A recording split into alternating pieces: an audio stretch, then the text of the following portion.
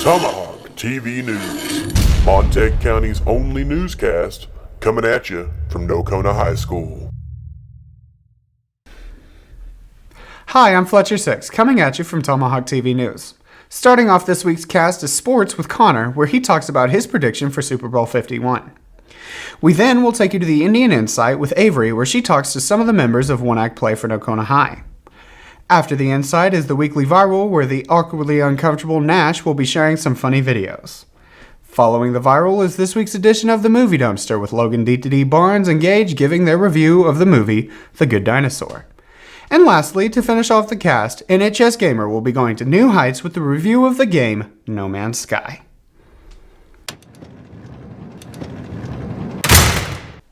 If the Trump administration follows through on its proposal for a 20% tariff on Mexican imports, the result could be devastating for Mexico's economy. But with more than 2 decades of tightly intertwined economic fortunes between the two countries, the ripple effects could hurt American companies and workers too. It has also been brought to light that the residents on both sides of the US-Mexico border travel back and forth regularly for leisure as well as business. Retail, restaurants, and other commercial activity in border cities like El Paso, Texas is already being hurt. Experts also say it is hard to guess how much further the peso, which touched near record lows against the dollar, could fall. Already, the International Monetary Fund has revised its projection of Mexican growth down to 1.7% for 2017 after a 2.2% increase last year. If the Mexican economy falters badly enough, the U.S. could see a growing number of migrants seeking safety as well.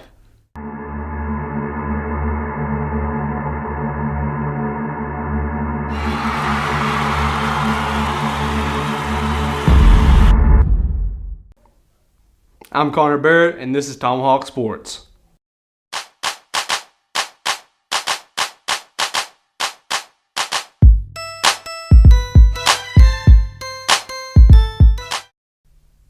In local sports news, Jose Ojijo, anyway, he hit a buzzer beater 3 and it won the game in overtime against Holiday. I have another name for Holiday, but I'm not allowed to say it on here.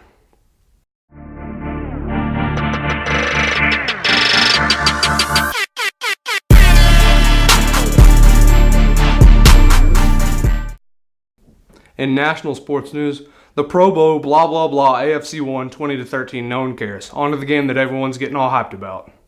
Super Bowl 51. Now I have to say I'm going to stick with the Pats to take home the dub from the Super Bowl.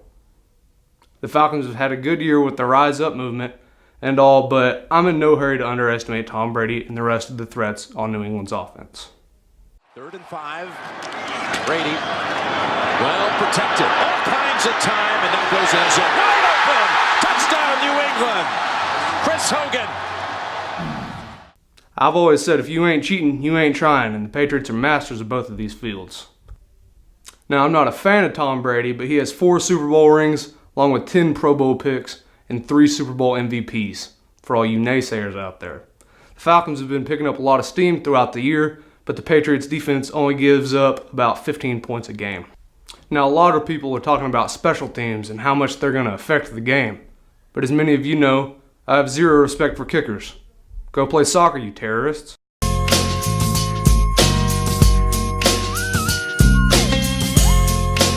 Now that I said that, the game will probably come down to the wire and be won or lost by a field goal. And now we have Case for this week's edition of Crutch and Clutch. That's his name, right? Case? Anybody? Nobody knows. I feel paralyzed.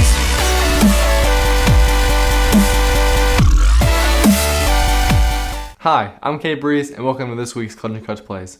This week's plays both come from the Pro Bowl. Starting with the Crutch play, Broncos' Demaryius Thomas makes a great one-handed catch, but is taken down by Panthers' Thomas Davis in one huge hit.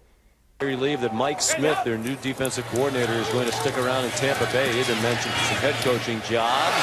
One-handed catch made.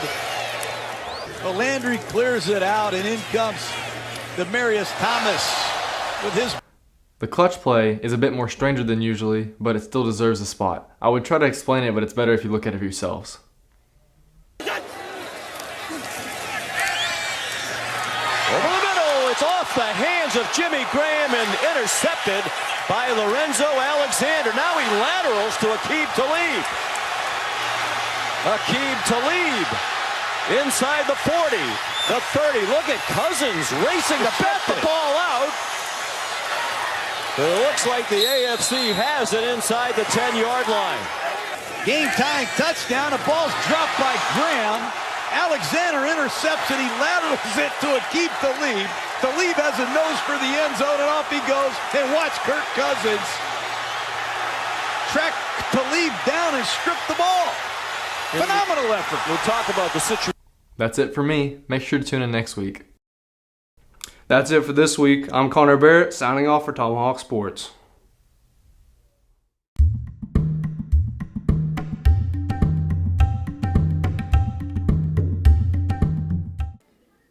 Hi, I'm Avery Hawthorne here at the Indian Insight, and today we're going to interview two of the actors in the one-act play. Hi, I'm here with Angelina, and I'm going to ask her some questions about one-act play. So, how's the play been going so far? Well, when we first started off, it was really rough. I mean, lots of bad things were happening, but as each practice day we had, we got better, and then we'd back down and get back up. But I think we're going to do great this year. I have a good feeling about it. So, how well has the play been going so far? It's been going pretty well, actually. When we first started, it was a very interesting experience. There's a lot of things going on. When I first started, it was very rough for me, especially since I was given a speaking part at the very beginning, too, because I didn't expect that because this is my first year. What are you looking forward to this year? Just creating more experiences with all my friends and just enjoying the one-act play experience, just being on the stage. It's just really fun. I mean, I can't wait to start advancing. What I'm really looking forward to is all the great experiences and the memories I'm going to make here, and what I'm really hoping for is advancing, because this is the first time I've ever done this. What do you think is your favorite part about one-act play?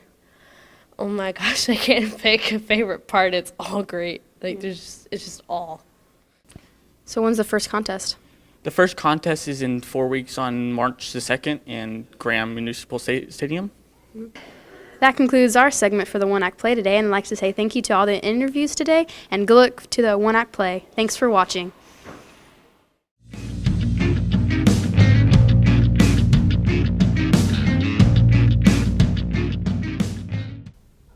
Hello, my name is Nash Parker, and welcome to the Weekly Row. Joining me today is Connor Barrett. Well, it's more like Nash is kind of joining me. I'm the star. He's just the face in front of the camera. I would have said pretty face, but I'm not a liar. Our first video posted by Dude Perfect, showing us some of the sickest trick shots ever seen. You know, Broach had a little bit of a dual thing going on. It was decent. He kind of just lobbed up his frisbee. I'm gonna take it up a notch. Oh, yeah, right. Just give it to me. That power. Just give me that power. You can get it tonight. I want that power. Just give it to me. That power. Just give me that power. You can get it tonight. That was cute, Corey. Watch this. I want that power. Just give it to me. That power. Wow! Frisbee! He does get 2 bowls. It is bowling. Are you absolutely kidding me right now? I want that power. Man, if I could do some of those tricks, I'd be varsity everything. You can already play end and guard. End of the bench and guard the water.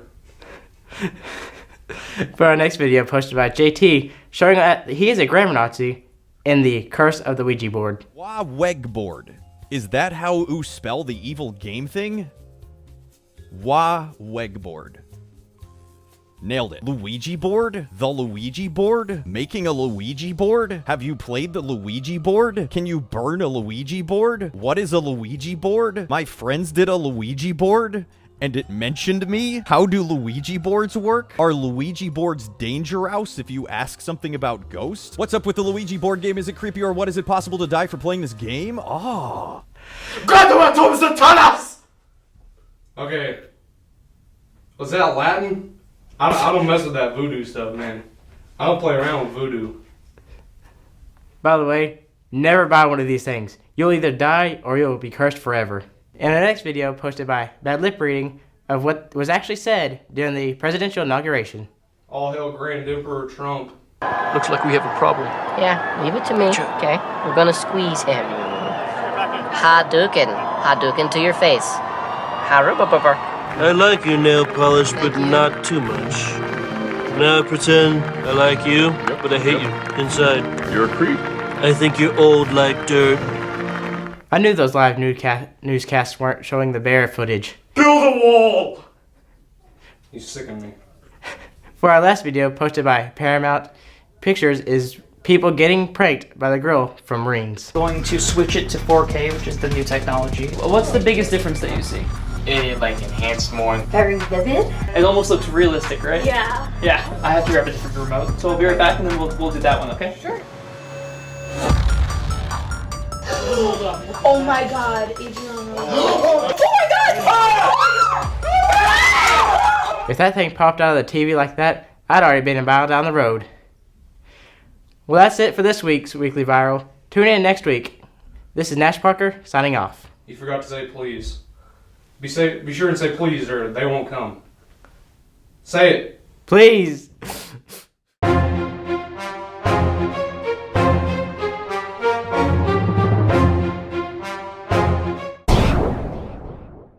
Hey, how you doing, and welcome to the Movie Dumpster. I, Logan. And I, Gage, are here to show you 5 good scenes from the movie Good Dinosaur. Welcome to the Movie Dumpster.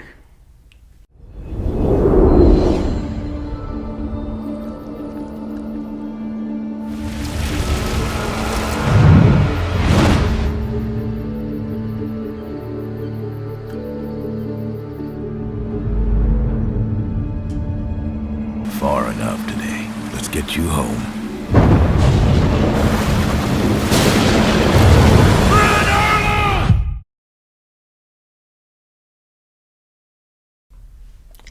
We're about to show you what I think is the Running Chicken Express. Never know, it might taste like the chicken too, all raw and hairy and still moving.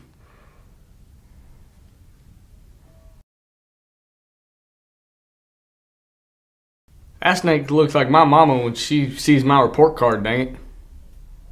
But then I fight back and she comes at me like a spider monkey. Shut up.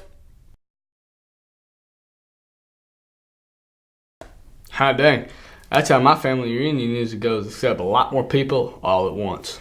I want to go to your reunions.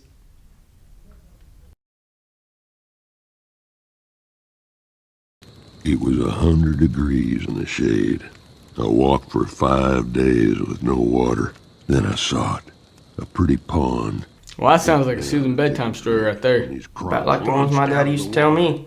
Daddy never told me anything. Ain't no way I wasn't that separate. Except for one thing.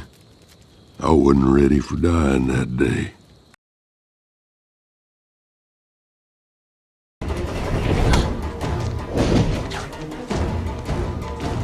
That's the moment you pull gum out in class right there. Everybody comes at you. No joke, they'll clear you out in about 5 seconds. This has been Logan D2D Barnes. And Gage Parsons. Don't forget to come see us next week.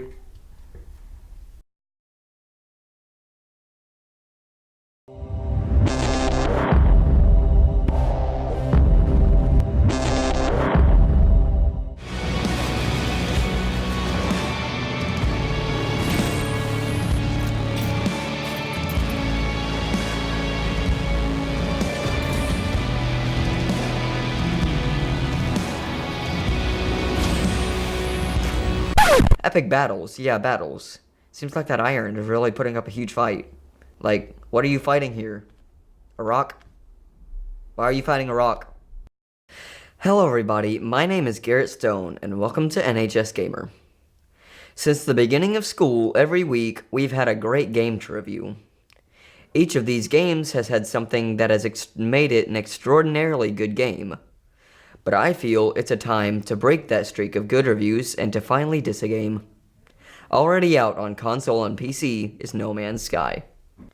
No Man's Sky was released on August 9th, 2016 by Hello Games, but it has been in development for over 5 years. A very long development for a Destiny ripoff.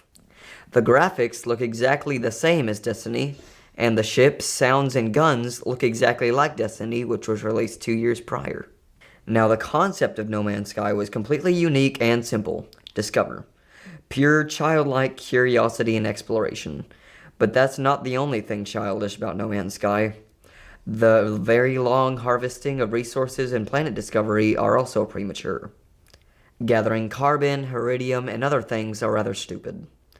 I would much rather prefer the Minecraft way of mining and punching until you get your rewards. Each planet is entirely different. Entirely different. Say you're in one solar system and you jump to another. You'll see different planets completely. Different names, different colors, that's the difference. Names and colors. This is infuriating. Especially since Hello Games stresses the difference of each planet and solar system. No Man's Sky is just completely overrated. Another thing that I really hate is the repairing system. Gathering resources is very difficult. Your inventory space fills up incredibly fast. You also need to travel 5 miles to get pretty much any resource. The crafting ethics are also unbelievable. You have to travel to 5 different planets to get upgrades for your ship. Shields, weapons, and health upgrades are practically unobtainable without a great amount of luck. And even if you do get the plans, your starship inventory can't hold the upgrades half the time. Each ship has barely 10 slots of inventory, and those fill up faster than your personal inventory. Then there are the milestones. Milestones are just points marking your every insignificant progression of this game. Milestones tell you how many words you've learned, distance traveled, and animals discovered. Now these are just a few things I hate about this game. I do not recommend anyone to buy this game. Now, this has been the NHS Gamer. Thank you for watching. Thank you for watching this week's newscast. This is Fletcher6, signing off for Tomahawk TV News.